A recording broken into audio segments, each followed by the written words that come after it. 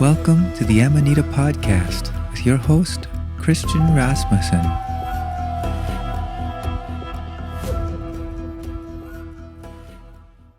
Thanks for doing this. This is exciting for me and for us. We discussed it a little bit, but break down your story. And I'd like to get as deep and as vulnerable as you're wanting and willing to go. Mushrooms and psychedelics and all these things that I'm involved with now is the total opposite of where I started. So I grew up in Yuma, Arizona, which is the driest and hottest city in America. Kind of a butt crack of Arizona, but it has its own value with desert life.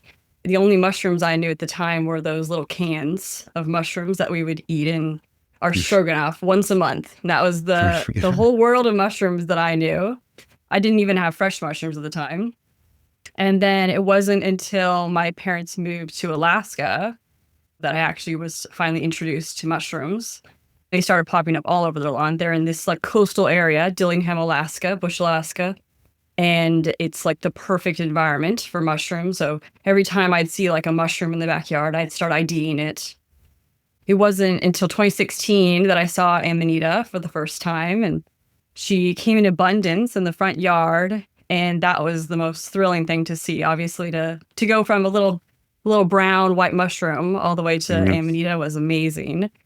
So, of course, I took a photo and I was going to ID it, and I found out a bunch of information online, mostly that it was toxic, but that it was beautiful. And seconds later, my older dog, maybe she was about 13, a Labrador at the time. Labradors are known for eating anything that they can get their mouth onto. Yeah. She ate two giant ones, the ones I had just taken a photo of. And, I would have doubted that she actually eaten them because if I hadn't had that photo as proof that she had, because she acted like everything was fine.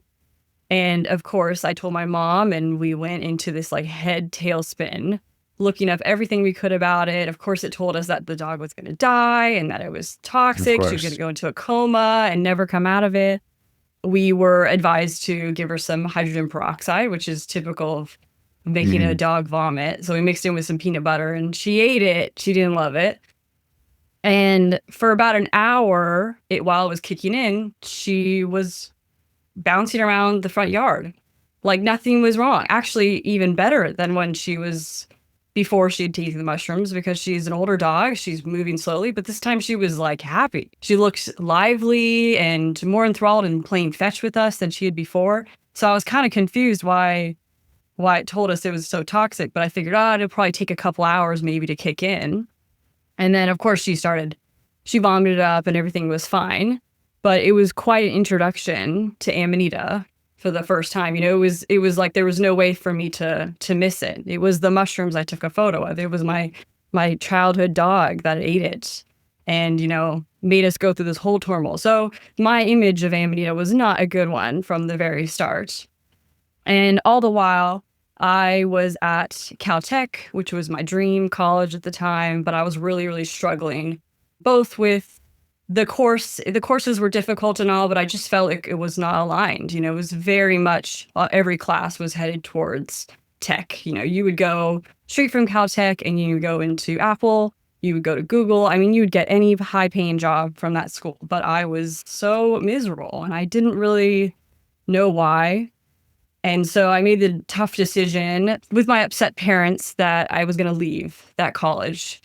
All the hard work I'd put into in high school to get, these great grades and get into this college, I just left it. I was like, I don't know what's wrong. I feel miserable. So I left and went to the University of Washington to be closer to my parents. And something was calling me. I loved the weather up here. I loved the greenery. This was so opposite of me when I was little, and it was one of my biggest wishes as a kid. It was to live near trees. I always wanted trees because there's no trees in the desert. Washington was the evergreen state. So I was like, hey, this is it. I want to go see trees. So I moved up here, wasn't really happy at UW. I thought maybe if I switched schools, I'd be happier, but nothing was aligning with me. I guess I really wasn't supposed to be at college. And then it wasn't until 2020 that I met Amanita again. And I just lost my job. My boyfriend had broken up with me in a really rough way. He was on a hike in the mountains, and I loved hiking. That was one of the things that I found some solace in. It wasn't a solution to my depression, but it was some solace. The perfect little round ones, just when we hit the pine trees too. We were going through all of this kind of lower land area. And right when we hit the pine trees, there were these perfect ones. And I took a photo of it, and I was hiking with another lad who was very against mushrooms, very pro-alcohol, very against mushrooms. And so I didn't touch them, but I really wanted to. I wanted to pick them, but I didn't. And then a month later, they showed up in the apartment, and just all around this apartment, it wasn't even an environment that they would want to grow. There was like rocks, and it was like parking lot asphalt. But somehow Amanita showed up through this gravel. And Interesting. It was super interesting. And I have yet to see those mushrooms show up there ever again, which is super weird. Why does this mushroom keep showing up? And everything online. I think I watched a video by Psych Substance. He had said that it was really not an enjoyable experience. But I was like, I'll try it out. We'll just like experiment with it. I was exploring psychedelics at the time. We tried lots of different things. Me and my partner at the time, new partner. It all boiled to a head when we had some wine earlier in the evening, and then wanted to take a medium large dose, and this was like maybe 7 to 8 grams. And we were like, hey, this is what it says online. We'll be okay. I think we'd made a kombucha or something out of it. So we had found some information about, decarbing it a bit. And it went downhill real quick. What we didn't know at the time was that what we'd had was a very hot batch. So the 7 grams that we thought we were drinking was more like 30 grams, to be honest. Sure. He had drinking it first, and it was like within 5 minutes. He was like, this is too much. It's too much. And so I quickly vomited up whatever I had, because I was like, okay, I'm trip sitting now. The next thing I knew, he was bent over the toilet, facing backwards, like talking to the wall about things that I had no idea, wasn't even sensical. And so I said, oh no, I know the next sign is the coma. I knew this from Luna, my previous dog. And so I said, okay, I'll just put him on the bed. Everything's going to be fine. He'll just sleep through this coma. Everything's great. Turned out to be not the solution, because he kept waking up. It was like a 10 minutes on, 10 minutes off. He'd be awake and he'd be walking around, but not totally conscious. I could shake him and he wasn't there. So there was no spirit in him. And then he would fall, and he's a big guy. So he would fall into the wall. He would fall into the corner of a desk, and I would grab onto him. He was breaking all of these cat toys and breaking furniture. And so I called his best friend. I said, hey, Kyle, can you come over and help hold him down? I just need him to stay down. I know he'll survive this, but he just needs to be held down. I can't physically prevent him from doing injury to himself. At this time, he was like bleeding from his nose. And his friend was like, oh, I can't do that. I'm sorry, I drank tonight. And so I said, you know what? The only thing I can do is I can call 911. And so I called 911. I said, hey, can you come help me restrain my partner? I know he took these mushrooms, right? So they come, and I told them, I said, I don't need you to take him to the hospital. I just need you to restrain him. Somehow to restrain him. This is the mushroom he took. And they said, yeah, whatever. I don't care. We heard mushrooms. We're taking him to the hospital. And I said, are you sure? Like, he doesn't need to. And so they take him, each person carrying one limb. He had like no clothes on, just dragged out of the house. The cats were cowering. And I called the hospital immediately. I said, hey, he took Amanita muscaria. This is a GABA agonist. Please do not give him benzos. Please, this isn't a normal mushroom. I wanted to give them as much information as possible, because I knew that these EMS workers didn't really listen to me and didn't really know what was going on. They just treated it as another mushroom. And the person on the other line was like, sorry, we can't connect you to the doctor. He's in the middle of something, yada, yada, yada. So I never was actually able to get this information through. And it wasn't about 6 hours later that they called me up to go pick him up. And we found out later that they had given him like a huge amount of benzos, of course, which made him take a much longer amount of time to get back to his feet and feel better again. And I was so bummed about that, because I was like, I knew I could help this information come through to the doctor, but it was like, once he was in the system, I couldn't help out. Yeah. And after that experience, I was like, no way am I gonna touch this mushroom again. No way. I mean, I had so much trauma from that experience, and the cost of going to the hospital and everything about that. I was like, I can't do it. I didn't have insurance at the time. So I was like, I'm not even gonna risk it. So if something happens to me, I'm not gonna do well. But this mushroom kept showing up to me. Go on a hike and it would show up. Then we moved apartments and it would show up again. And by that point, I was doing worse and worse and worse. This depression that I'd had since, late high school, always probably due to me being super, super critical to myself and having really high expectations and really never following my true path, just following what my parents said and whatnot. Many people do. It really boiled to a head when I lost a lawsuit against the university. And the judge made a comment about me that I wasn't ever going to live up to what I wanted to do, that I wasn't ever going to use my biology degree, and that I was trying to take advantage of the school, which was totally not the case. And it was actually the opposite, that they were not being fair to me. That really made me spiral, because I was like, this was the society facing me directly and saying, we don't think that you're a valuable member of our society, pretty much. Yeah. A valuable person, this judge telling me that. That's when the suicidal thoughts really, really ramped up. And I did try to drown myself in 2021. But I survived it. I survived it for who knows what reason. My higher self pulled me out of that situation and said, you're going to keep going. I kind of just trudged along, never really happy, never really proud of who I was or what I was doing. At the time, my sister was an emergency doctor. She'd gotten a house. She got married. To me, my only sibling comparatively made me feel even worse about the whole thing. So I really couldn't face my family about what had I done in my life, And at the end of 2021, I spiraled again. I went back down to the start. I was like, I survived the last suicide attempt, and yet nothing has gotten better. I still don't feel fulfilled. I still don't know what my path is. All these doors keep closing. I kept applying for jobs, and everyone kept rejecting me. I just got called back to this mushroom.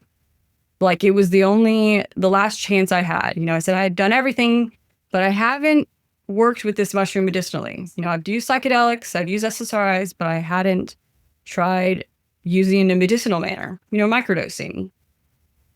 And the only thing I could find was a couple forums from Russia saying that maybe it was useful, that I translated, but there wasn't really good information. And so I was really, really, for the first time, trusting my gut, my intuition for the first time. This is 21? End of 2021. End of 2021. Yeah, there was not much out there at that point in time. No, definitely not. No. So it was definitely like let's see how this goes. I'm already flirting with death here. So if I microdose it for a couple months, we'll see what happens. Can't be worse than what it is right now, right? And I think in some ways it's a gift in that moment. And many people, whoever's been through that experience, may notice that the moment you're at this low spot where everything is collapsed in on itself is also the moment that every door is available to you. Yeah. Because you're no longer afraid. Yeah. Yeah. Yeah. I didn't like the taste of Amita. I still really despise the taste of Amita. So I don't either. Have you ever fried them though? Have you ever tried frying them up? I have tried frying them. I put them in fried rice. Yeah, is that good? You like that? It was really good. But the texture is still pretty slimy. I don't know if you noticed that. Oh yeah. I cannot bring myself to enjoy gulping the tea down. I don't think I ever will, but I even associating it with I used to drink, when I was a kid, I would drink a lot of Robitussin, and I got to a point where I actually really enjoyed the flavor of Robitussin because I associated it with the dissociating experience that I was going to have. Yeah. But Amanita, it's still I don't know. It makes me shiver just thinking about it. That's exactly how I feel. I don't know what it is about it. And when you smell them fresh, if you ever pick them fresh, they're sweet and super nicely aromatic, and they smell like they would be great. But no, I can't stand the taste of it. So I started making them into capsules at the time, and I didn't find anything about capsules online. Decarbing them and then putting them into capsules, and I put them into little red capsules because I noticed that it was difficult to consume it. Difficult to convince myself to take it. And at the time, I didn't realize but it was my ego telling me, oh, don't take that. When you take a psychedelic and you're on the way up and your ego is like, oh, I don't like this. I don't like being not in control anymore. And it pulls, it resists. And so I really felt that taking it every day. But I said, no, I'm going to be consistent with it. I'm going to take it for a month, every single day, and see what happens, because it's the only option I got. That was really where the big transformation happened to me. So over the course of January of 2022, did I really start to see that this mushroom was a lot more than what I had found out about or what I experienced. What was your And things that, protocol? Like, how much were you taking? man, what was I taking at that time? Did I measure it out? I think I was starting with half a gram or up to a gram at that time. Like once But it might a have been a day? little once a day, just in the morning. Because at the time I didn't know how it would be for sleep. I kind of associated with psychedelics. And so I said, oh, it's going to hurt my sleep. So I'm just going to take it in the morning. And also I really wanted to be able to experience the effects. I didn't want it to just be a night where I didn't know what was happening. I really was aware of my mental state and wanted to see how that changed. And quickly noticed that one of the main benefits I got from it was, not being afraid to do things that I wanted to do.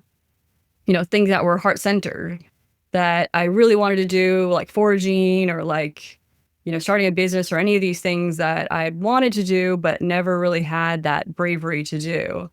Those doors were now opened up for me. And that obviously comes down to its ability to reduce your fear and anxiety, but increase confidence. And of course, all the other benefits coming from it that I started noting, synchronicities and magical things that were happening in my environment. And people coming towards me that really were aligned with my path that I never had happen in my life. Everything before that was doors closing, opportunities being not available to me. At the time, I didn't realize it was just that wasn't my path. My path wasn't to, work the system and be in biology or whatnot like my parents had done. It was definitely not that way. And so, yeah, that's where, and it was in early 2022 that I started my business, Luminita.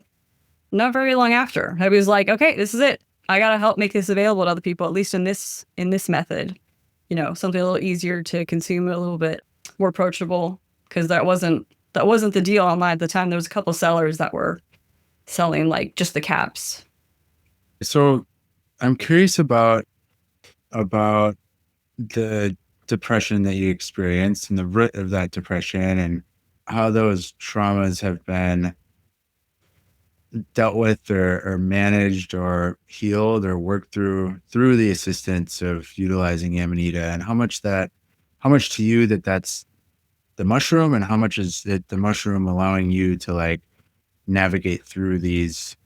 I mean, I guess it's really all you, right? Like the mushroom opens the door and allows us to recognize and move through the healing process. I'm curious a little bit more about the healing process and like what that looked like utilizing the mushroom, and how the interplay between utilizing the mushroom and working through the issues manifested. Yeah, so I guess really what it comes down to is the fact that so far previous in my life, I was being guided by fear. I'm a very sensitive person. And in that means that most of society is very fearful, but the news is very fearful. Social media makes you feel that way, comparing myself to others, fearing that I wasn't going to make enough money, fearing that I wasn't going to graduate, fearing all of these things. That was literally the only way that I was motivating myself at that time was through fear. And at that point, I was like, that's how everyone moves. If the news says this is how you're supposed to react is via fear, only do things that are going to get you away from this fear, protect yourself in some ways, right? You're just protecting yourself. Just a safety bubble. That's what you're doing. You're just trying to get enough money so that you're safe by retirement age, or you're just trying to get a degree so that you're safe because now you have a degree. And so what Amita did was it broke me out of that cycle, that fear cycle, that was the only way to make decisions. And at that point too, I had no semblance of religion in my life. One of my earliest memories was being dragged by my mom. I was holding on to the railing of my bed, and my mom was trying to drag me in to go to church because she was like, no, you're going to go to church. This is what you're going to do. And I hated it so much. It wasn't necessarily the teachings. It was just that they were telling me what to believe. And I had always from an early age believed that I was going to figure it out myself. Whatever I needed to figure out about the universe, I was going to figure it out on my own path. I wasn't going to learn it from somebody else. And so one of the things it did as well was not only was I now able to make decisions not from fear, but from my own, intuition, but it opened up this world of magic, synchronicity, that there was more to life than what I was already seeing. And in some ways, I had already touched into that a bit with psychedelics. Everything is one and there was more to it. But I had really not experienced the physicality of all that. The physicality of the numbers, synchronicities of my birth time coming up constantly, or someone mentioning something directly after I had thought about it, so much so in my face that I was like, there's no way that our thoughts are disconnected from this universe anymore. Or Of that, course. yeah, that was huge for me. I mean, it was the spiritual awakening that I'd had only via this mushroom.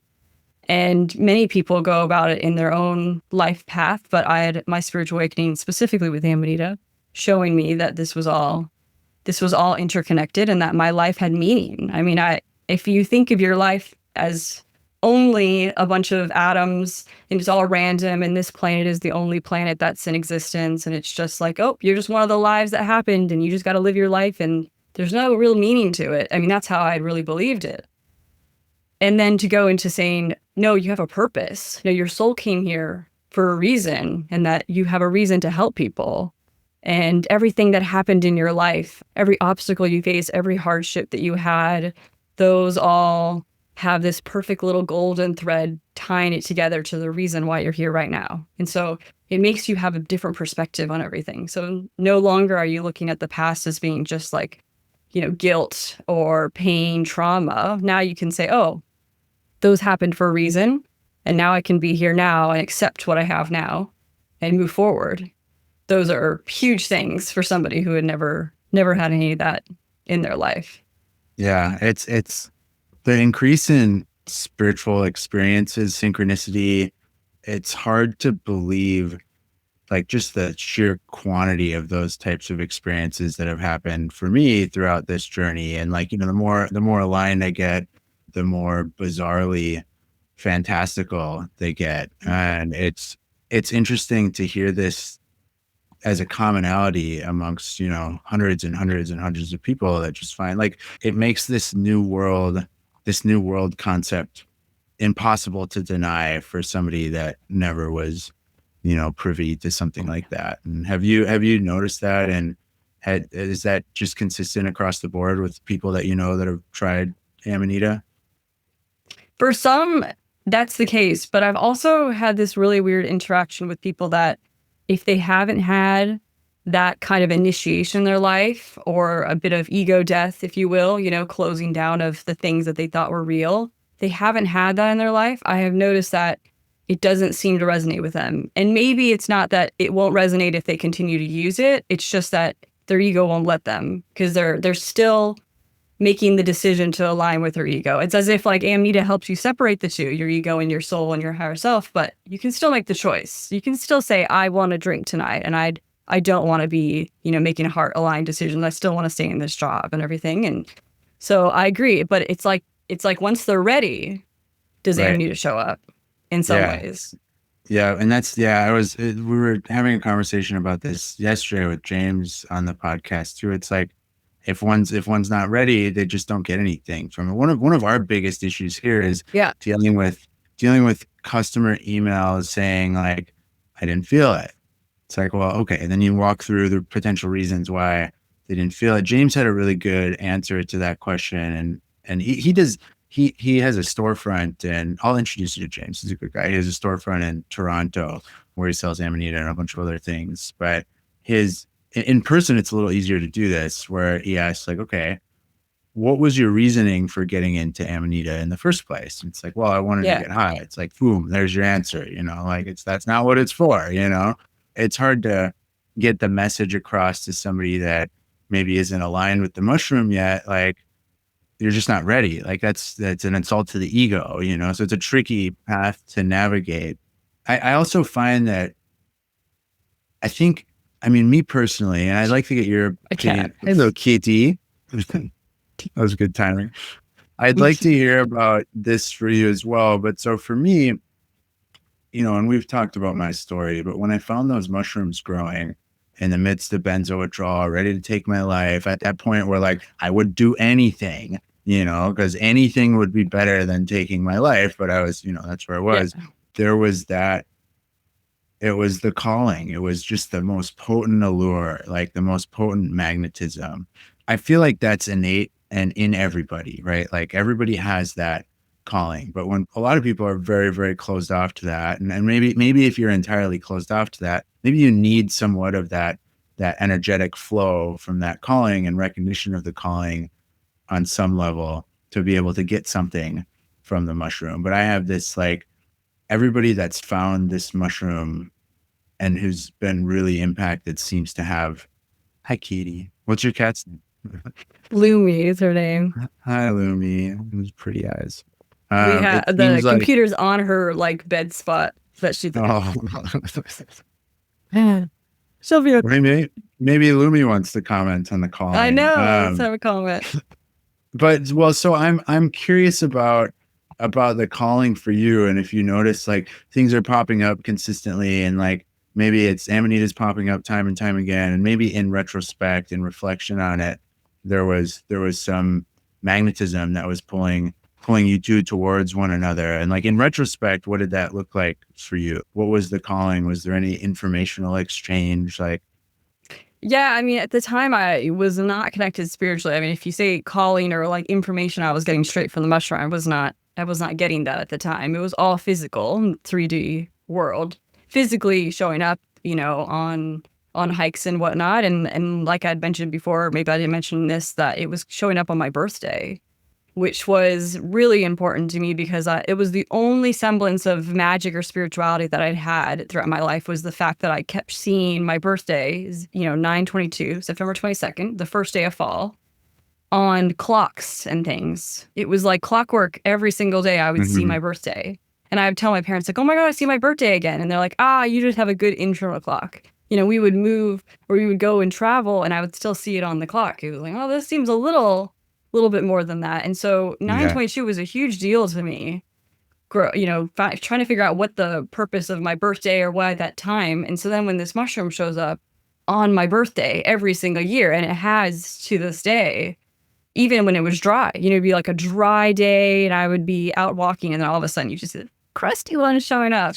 That it was like it's just too much there to deny it. So the way that she communicated with me was the via these, birthday times, and also with my dog. When I've talked to people, the people that I've found that have the most success with Amanita, I've found that they've also had that experience where, all of a sudden they'd never seen these mushrooms and then they just started showing up in their front yard, or they've started having dreams about this mushroom, or they can't stop seeing it on people's, it's a very iconic mushroom. People will be wearing necklaces, or they'll have stickers or whatnot. So it is out there. She's already shown herself. She's just saying, you'll see me when you're ready. You're going to notice that I'm more than just a sticker when you're ready. Those people have the most benefits. And so whenever somebody comes to me and says, hey, I found your website, I just feel like this mushroom has been, calling me. I said, wow, you've been given a gift. You've been given a gift because this mushroom has found you, and you guys have found each other, and this is going to be something that you need, or something that you're going to really enjoy, versus somebody that said, my friend told me about it. They gave me a sample, I'm like, well, it might work. We're not really sure. And so in some ways, I feel like it's almost like Amanita throughout history or whatnot has kept herself hidden behind the scenes. Yeah. Knowing that we weren't ready for it, that if we hadn't woken up yet, it wouldn't work. And, she showed up before with the psychedelic renaissance in the 70s or so, but not really. Only people that were like, it's another one of these mushroom drugs. Let's try it out.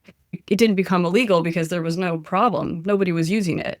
Nobody was being called to it at the time. Mm-hmm. And so it's interesting that all of a sudden she showed up, in the last... A very specific. I mean, when I think about people who are in this space, it's like 2019, 2020 and beyond. 100%. Yeah. It's hard to find much before that. Maybe some people in Russia, but even then they weren't really called to it at the time. They were just like, oh, it's just another mushroom that's out there forageable. And so it's super interesting how specific this whole awakening that we've all had, and that Amanita all of a sudden has shown up at the exact same time. That really is amazing to me. Yeah, it's incredible. And then it's also like it's so pervasive in the sense that it is in front of our eyes, like constantly Yeah. since we're a kid, you know, in fairy tale stories or Mario or whatever it may be. Like if you ask a kid to draw a mushroom, he's drawing the Amanita. He or she will be drawing the Amanita muscaria mushroom. And it's almost like it's been pre-paving for the mission that's at hand right now. And I feel like one of the things that I've noticed is it seems to, when somebody gets it, when somebody really gets it, it seems to like flip a switch and it like activates something in somebody's DNA, or people change, you know, when one's lives is transformed, like they're going to do everything that they can to help other people see that. And I've noticed that time and time again, like people really, really are committed to this mission. And it's a really beautiful thing to witness and see. Allies are popping up all over the globe, it feels like, constantly, and in mass numbers. And it's cool to have something so powerful that's been so pervasive that people can get so committed to so quickly. Yeah, it's really beautiful. Yeah. I have a story I got to tell you about, because tell the story. You'd posed this question about a week ago about, you know, why is it coming forward now? And I had the craziest past life, you know, experience on Friday that was tied into this. And so I have to share it because I felt like it was pertinent. I went to like an urban craft fair, and the first lady that I saw was selling this like kelp sea salt bath. And she said, oh, it's really healing and it's really, you know, releases things in your system. And she was really convinced. And also I was like really called into her space. So I was like, you know what, I'll try it out. So I get this bath salt, and I also take some mescaline. That's beside the point, but I did on Saturday.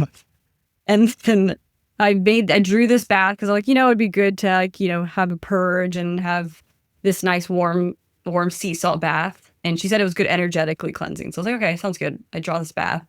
While I'm sitting in this bath, I start imagining myself as like a previous life in Atlantis. Oh my goodness. Yes, Louie, you want to be a part of this, don't you? So I was in Atlantis. I was like, I wonder if I had a past life there, you know. And I was brought to the scene where I was on the outskirts of Atlantis. You know, I guess there's rings, and I was on one of the outskirts of it. And I could see that in the center part of Atlantis, I don't know a lot about this Atlantis. I'll be just going to tell you this right now. It was collapsing in on itself, just like it was like the ground was being pulled beneath it. And as that happened, I felt like I was getting pulled underwater. And I looked down and I'm getting pulled down because something's caught on my foot, which is one of my biggest fears in life, is getting dragged underwater. So I was like, wow, that's really amazing. And I had lost a baby in that time too, that I had a child that I had to let go of, and they also passed away. So, you know, I started purging these emotions that I had never realized I hadn't ever experienced, because I had passed away before I could purge or, you know, transmute those emotions in that lifetime. And I was like, wow, this is the most visceral experience of a past life I've ever had. And I got this, you know, information from Mother Earth and from Amita. Now these days I'm able to get information from these spirits that this time was going to be different, you know, that we had really collapsed our society, that Mother Earth said, okay, no, this society is done for. You guys are no longer in alignment with the cosmos, in alignment with consciousness. So I'm going to get rid of you. And this time Mother Earth said, no, you're going to do it right. I don't want that to happen again. And in some ways, it was like a message that it was not just Amita that's coming forward at this time, and who wasn't there during Atlantis, that wasn't there to help people at that time. That Amita is coming forward at this time to help us choose a different path. But it's also Mother Earth coming through at the same time, saying, I love you guys so much. I love all of my children of Earth so much that I don't want that to happen again. I don't want to flood the Earth. I don't want to, you know, wipe this civilization out like I've done in the past. That this time is going to be different, and that these gifts that are coming forward, all, you know, ayahuasca and all of these mushrooms and Amanita now are coming forward in some ways as both a gift from Mother Earth, but also from these substances, so that we can all just say, let's do it different this time. We're all just going to work together if we can all figure out how to be in alignment with our true self and in alignment with consciousness, it's going to be heaven on earth. And I thought that was just such a beautiful, beautiful message, because I think in some ways we forget that, we're all doing this together. It's not just one. It's not just Amanita coming forward. It's not just one person that's coming forward to change things, but it's like all of us coming together and working together to make this happen. Yeah, that's beautiful. I firmly believe that we're heading to a place that we've never been before as a civilization. I don't think that we're going to be wiped out this time. So No. that's really cool. Were you implying that you don't think Amanita was around during Atlantis? Is that kind of the gist of the message that you got? That was the message I got. And I asked that specifically. That's incredible. I said, was Amanita there at this time? And she said, no, not with Atlantis, that maybe she was being used up north, further away from that area in tribes and whatnot, but not by the people in the civilization that were really part of Atlantis, that system. I guess it was a very big colony or civilization. That she wasn't there.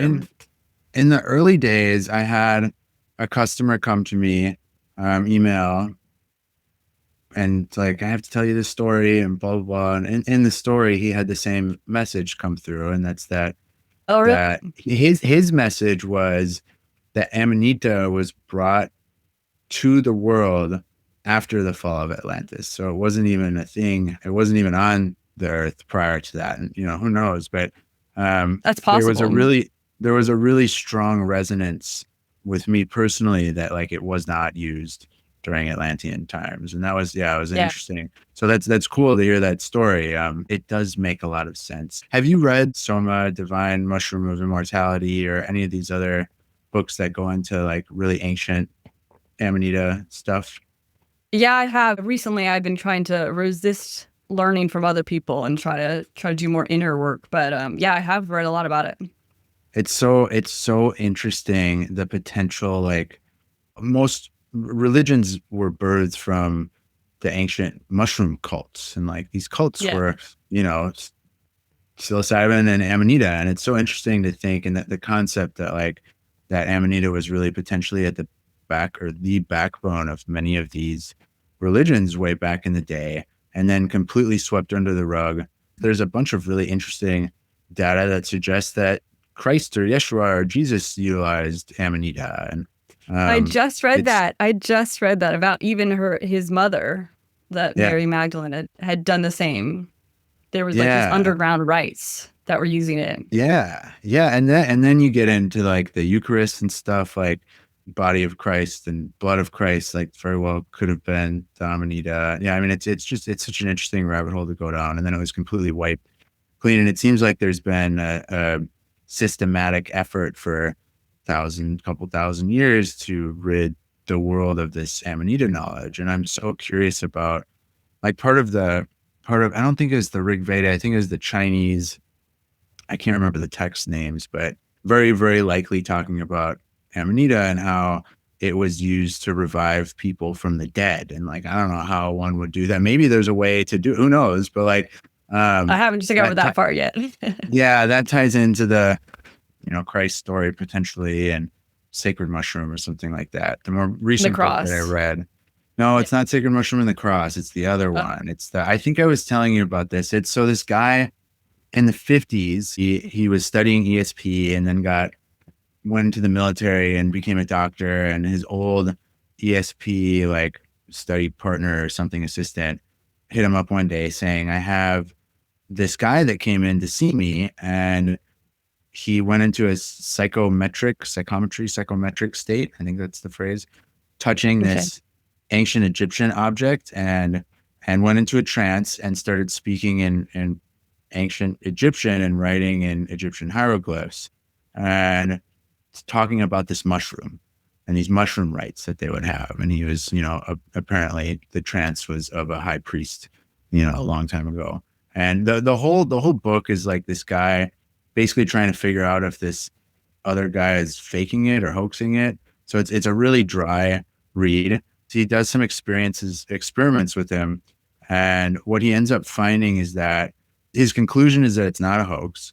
In the experiments that he did, he finds that Amanita, and he didn't know like how to use it properly. He didn't have any there was no decarbing, there wasn't anything like that. So it was just like having people eat like a cap or something like that, you know, a raw cap, not dried or anything. Oh gosh. People would get very sick, and yeah, he didn't do many experiments, but he found that people that he called intuitives, like individuals that already exhibited psychic behavior, their intuitive faculties would increase like 100-fold under the influence of Amanita. And this was consistent with like the stories that were being told to him by this guy that was under trance. But another thing, and that's a whole nother topic, but another thing that this guy exclaimed in his trance state was that they would make this salve from Amanita and rub it on the occipital lobe, I think, where babies have a soft spot. Yeah, the And occipital lobe. yeah. And it would induce an out of body state nearly instantaneously. And like, you know, I don't know the pharmacology behind something like that. I'm a little nervous to try it. They're also like, don't do too much because you might never come back. And so, What? you know, I don't know. Yeah. But then so like, there's potentially all these other ways to utilize this mushroom or psychedelics in general that have been completely wiped from our history and it's an interesting tangent, but I'm also curious about, and that ties into synchronicities. Have you noticed like a profound increase in intuition or other, like you mentioned, you know, thinking of somebody and then you look down and they're calling you, things of that nature? Yeah, absolutely. I mean, I guess it already has to be someone that's somewhat in tune with their intuition, you know, have to know what intuition is or that they're even following their intuition. So like I gave it to a friend of mine and he really is into dreams. His big thing is about dreams, but that's his whole thing. He only uses it to increase his intuition because he notices how important it is that when he uses it, he knows what decision to make. And if you look at the world and you're like, oh, everything's about logic and there's two decisions, I can have vanilla ice cream or chocolate ice cream. There is no reason why you should choose either. You know, it's an equal decision. Why would you make? And so then you get really frustrated. It's like, oh, I got all these decisions in my life. Which one's the best decision? Like, so it could be really frustrating, which is one of my problems. I was like, oh, I got to have the perfect path. I have to do the right thing every single time. And it can really hurt because if you didn't make the right decision, you look back, you're like, oh God, what an idiot I was. I didn't make that decision.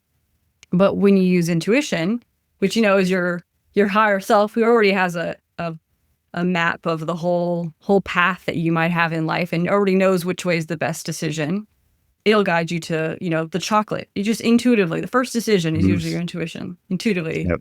Chocolate's gonna be the best one because then it's gonna remind you of this past event and it's gonna give you more pleasure or whatnot.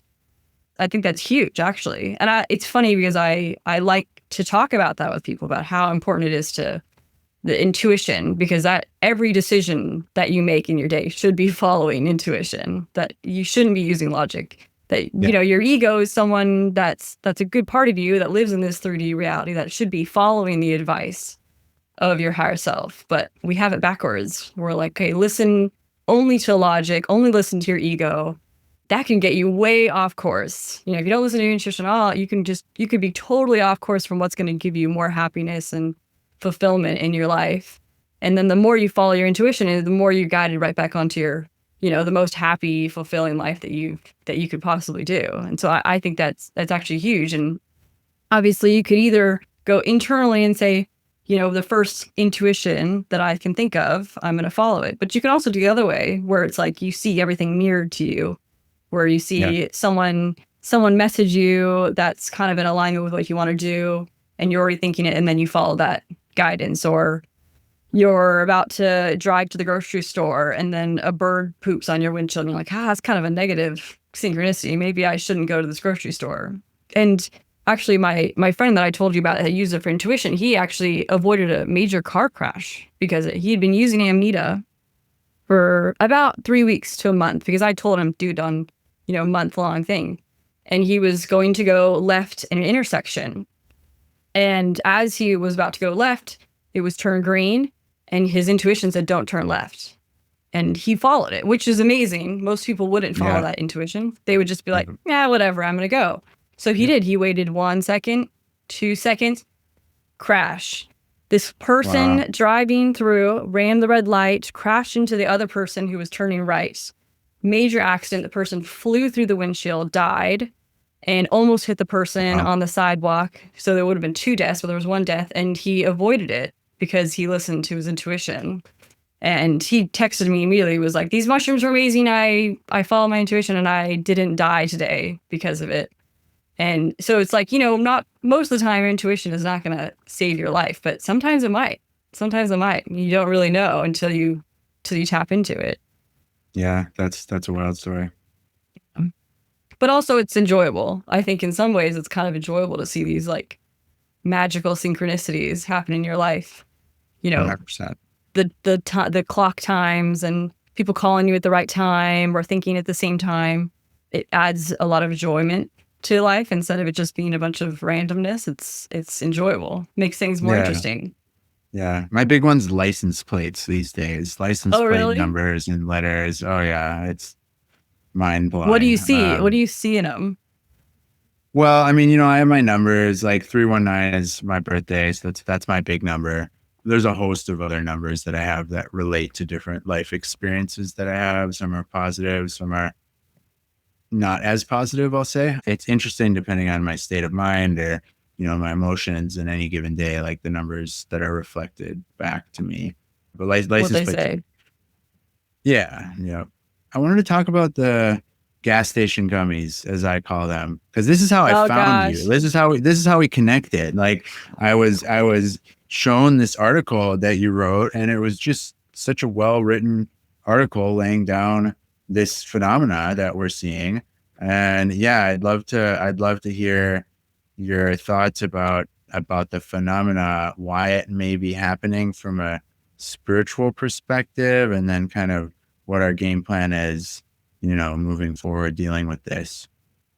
Yeah, I mean, obviously we can kind of see what's going to happen in the future based on what's happened in the past. And like you've said, it's about the last 2,000, maybe more years that it's been kind of sequestered. And I chalk it up mostly to the church. The church organizations, not spirituality, Right. not Christianity as itself, but the organization of the church, because at the end of the day, they don't want you to be able to realize that you've got the power within yourself to, you have your own guidance system and that you need to look to the church. And there's a lot of power, a lot of money that comes from people being disempowered and looking up to other people and being in a state of fear. I mean, there's a huge control system based on people being in a state of fear, because once you're in a state of fear, you're no longer listening to yourself. You're like, tell me what to do. Tell me what to do. Tell me if I need to run outside and hoard a bunch of toilet paper. Tell me. I don't care. Just, I need someone else to do it for me. And so when you take that empowerment on yourself, now you no longer need the news. You no longer need someone else. You don't need the politicians and all these things, right? So it's a lot of people who have a lot of money who would like Amanita to not be rediscovered and to be used by people, especially in the right ways. And over the last, 5 to 10 years, as they've noticed that, I say they because there's different people who are involved in this. There's many different groups that have a vested interest against Amanita. It's also not super profitable in the fact that you can't patent it. We do have laws that if it's from nature that you can't patent it yourself, which is great. Thank goodness for that law. It was in this place where you say, okay, I want to sell this mushroom. I want more people to find it. But you also have people who are already in very powerful positions who want to do what they can to keep people from finding it. And we're starting to see, and I'm sure you have, how they do it. Every time that they push down on us, you realize, oh, this is a method that they use. Oh, this is a method that they use. One of the first and most obvious ones is payment processors. You don't realize it, but the banks have a huge amount of control over what you can and can't buy. Mm-hmm. Because if you want to use a credit card, which is the main way that we pay, every company that sells to you has to have a payment processor set up. And the payment processors actually have a lot of say on what you can and can't sell. So they can come together and say, you're no longer allowed to sell that. We're no longer working with you. And so then you say, okay, well, I'm stuck now back with cash or cryptocurrency.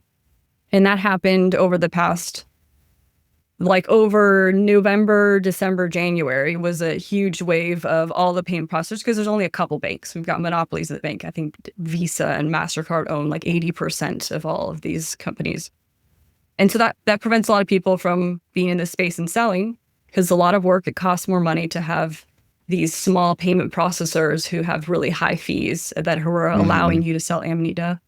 The other way is through political means, where we now saw the FDA. That was the whole reason I wrote that post. The FDA coming down and saying, Yep. we don't allow this in food and beverage under the guise of safety. And their argument is that it's unsafe to use. It's not GRAS certified, and GRAS is generally recognized as safe, which technically GRAS does technically encompass anything that has been used over a historical amount of time. So Amita would technically, under their laws, say that it's safe to use, but they went out and said, no, we're not going to allow this. And then used the example of this diamond shrooms company that became kind of the public entity that got its head chopped off, if some say. It's like, be fearful because we could do this to you. Where diamond shrooms was just blasted publicly that they were selling, really harmful mushrooms. And they were in some ways selling a gummy that was harmful because they were combining it with some illegal and also not great to combine, like other GABA agonists. And we know that if you put too many GABA agonists together, not just Amanita, but let's say kratom, kava, and pregabalin, it just depresses your central nervous system too much. And if you take too much of it, which a lot of people were because they wanted to get high and they don't have access to psilocybin mushrooms, then you might go to the hospital and have some issues. But of course, the FDA made this decision and there was maybe 20 people who had actually had issues. And how many? We have 100,000 people that have issues with aspirin every year. So you can see that it seemed a little targeted. Some other ways that we also see is propaganda. I mean, I didn't realize this until the last 3 months or so, that they had so much control over Google. And I had realized that Google is not just a free-form algorithm that you think, oh, you plug it in and it's just going to give you what the top results are.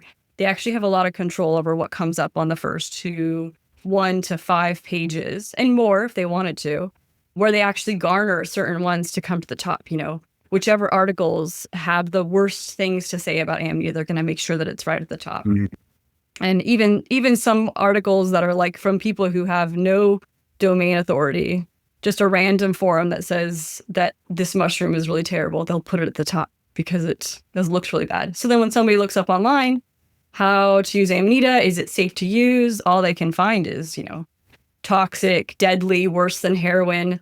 And they've also been paying doctors, which is this is one of the ones that really bugs me, is they pay doctors to say that it's really harmful and really bad for you and it's worse than all these other really toxic drugs. And I always just get really upset about that because, people look to these doctors as a source of info. And so when they get paid off, it's really hard to fight that information. You have to first realize that doctors may not always be telling the truth before you can realize that Amanita is better, that Amanita might be helpful for you.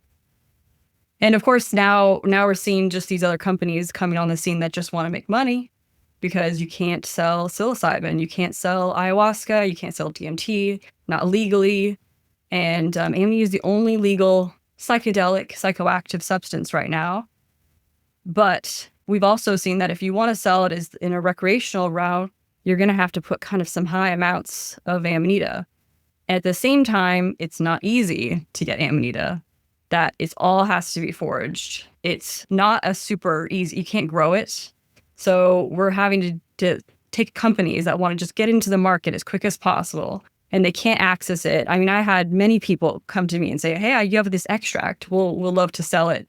We'll give you this much money. And I've had to say, no, I'm going to stick with my morals here and not sell it to you because I know what they're going to do with this extract.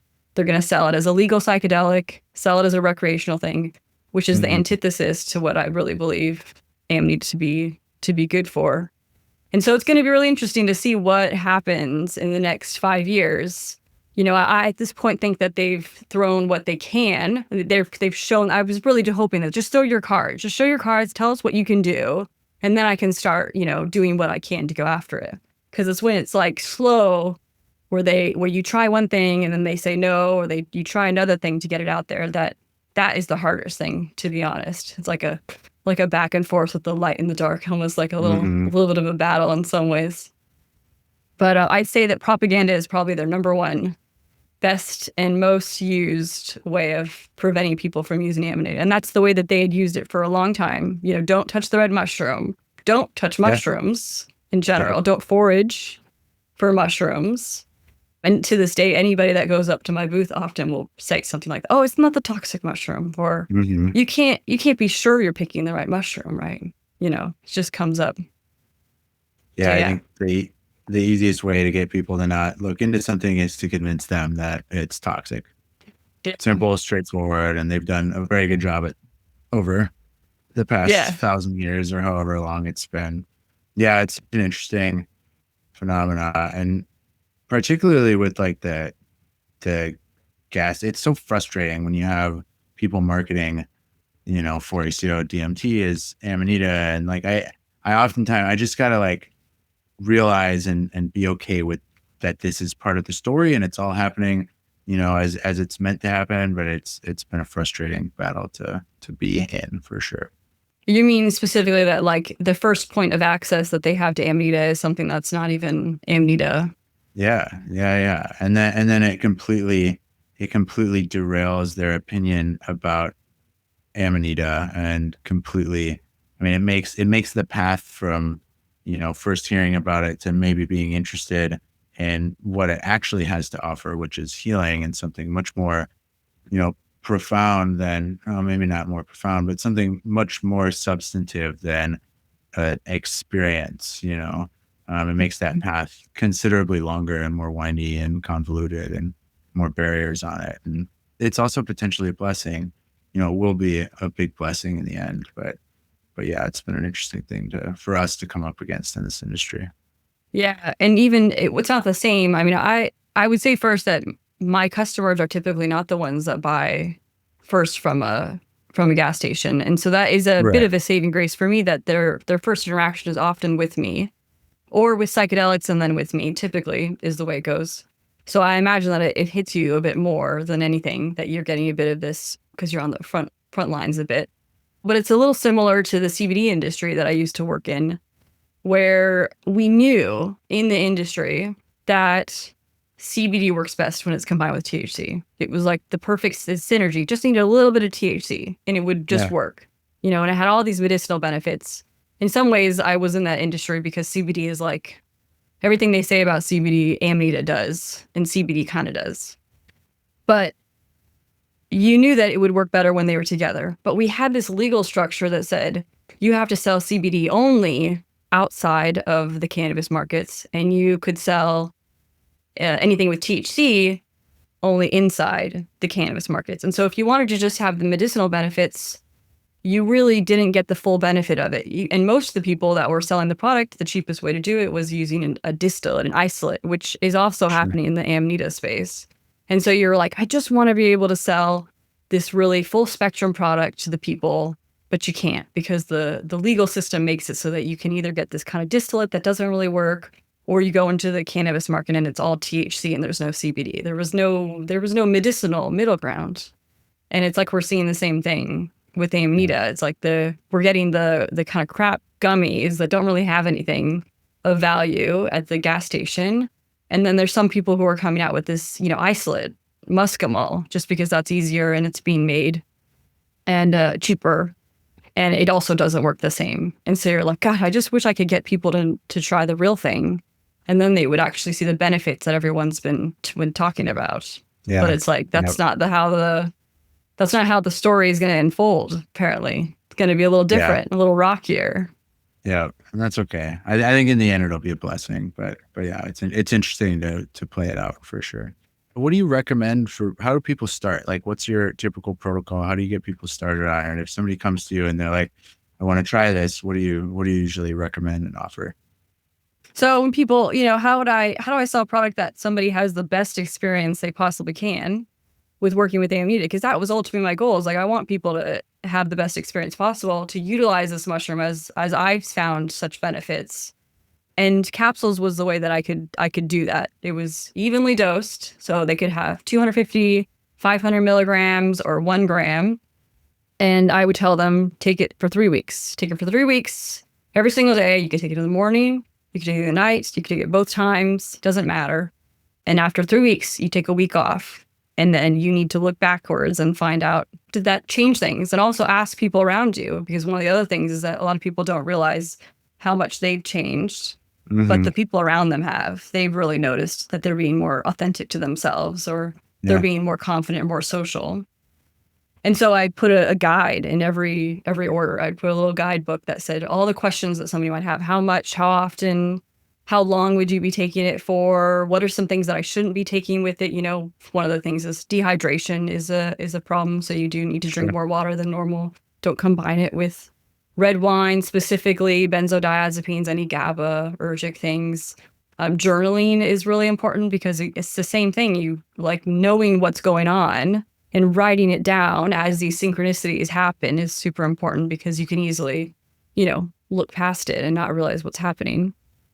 Then there's this whole world of foraging it and making it into a product that I had to figure out as well. How do I forage this mushroom that goes and rots within hours? Most mushrooms that we see on the market, even the ones that are well foraged, like chanterelles or boletes or any of these, those are very, very stable mushrooms. If you take them and forage them up in Alaska and they get shipped to a grocery store, they'll last, about a week or 5 days or so in refrigeration. Amanita doesn't even last a day. It doesn't even last 12 hours before it starts to deteriorate and start going bad. And so learning how to get it straight from the forest into a dehydrator. And then there's this whole problem with muscimol being super quickly degrading, where it doesn't stay stable for very long. If you just left it out, even without oxygen, just out in the open, 6 months later, it's going to already degrade. And I wanted to be able to sell it for the whole year. And so having a process where now I have to freeze it and take out the oxygen and put a dehydrator packet and an oxygen packet in it and do whatever I could to keep it preserved, and then only make it into small batches, as I went along. It doesn't make it for scale. I mean, I'm not in this position where I could just like, okay, scale, it's gonna blow up right now, because it's so hands-on, so methodical. But it was the way I wanted to do it. That was the product that was coming through me. And everybody that kind of comes forward with Amita has a different pathway with Amita, how they're going to sell it. But this was where I was going to do it, where I was going to really help lead people. And the people who are going to find me were going to be just like me, where they were more anxious, a little bit nervous about how to use it, didn't want to have to boil it, or didn't want to have to deal with it, and thought it was tasted bad or was going to smell their house up, and was more attractive of a product than just mushrooms. And not that any of those ways is bad, definitely not. And having experience with the mushroom was also an amazing experience. This is a little bit detached. That was the way that I was going to do it, and I was thinking, okay, well, somebody could easily copy me at some point, but at that point, hopefully I've impacted enough people. And I always told myself that I just wanted one person. If I can help one person with Amita, then it was a success story. And I think I've helped a lot more people than that. So you've helped that's many. kind of, yeah. I'm sure the same amazing for you. Yeah. I love that you freeze them. I wish I had the ability to do that. They really lose potency over time. It's frustrating, but it's part of the business, I guess. But that's great that you freeze them. That's cool. Yeah. I mean, obviously I would love to like deep freeze them. I know somebody had told me that you could deep freeze them, like have it into, negative 20 degrees Fahrenheit, and they would last for several years versus just 1 year. I'm still just like you, where I have to stick with whatever fruits that year. If it's a bad mushroom year, that's just how it's going to be. If it's a great mushroom year, I'm going to have enough for the year. And the first year I was fine. The second year I ran out, like nine months in or something like that, or maybe even 6 months in. And so there's all these things that you're like, how do I sell a medicinal product that, as if it's like, I feel like I'm going back in time, back in like 1800s, where they were trying to work with these, things from nature and see how it works. And you realize it's really tough. It's like really tough to preserve these molecules and make it work. And you can see why the pharmaceutical industry is the way it is. You see that it's like, oh, if you just isolate it and I put it in this capsule and it's this pressed pill, it's stable. And even if the ones that aren't very stable or hard to work with, they're like, let's just not even sell those ones. Let's just sell the ones that are really easy for us to reproduce and are cheap and everything. So it's going to be interesting, like how people are going to shift over into these, natural medicines. It's going to be interesting to see how the market unfolds, for sure. It is. Yeah. It's going to be it's a story playing out. Absolutely. Yeah. How do people find you? My website is the best way to find me. Luminita.co, LUMINITA.co. It's just luminous combined with Amanita together, because that's how I always felt like Amanita made me feel luminous. So that's the best way to find me. Yeah. And as much as I can tell you social medias or any of the other places that I might be found, they may not last forever. You know, I can always be taken off those places, but I'll always have my website. It's always nice to talk to you, and I appreciate the time today, and I'm excited to continue to develop our relationship and be a part of this epic story that's playing out right now. Yeah, it's been really great. Great to talk to you, Christian. Thanks for having me on. Of course. Enjoyed it. Thank you for listening to the Amanita Effect podcast. Please like us, share, subscribe, and get in touch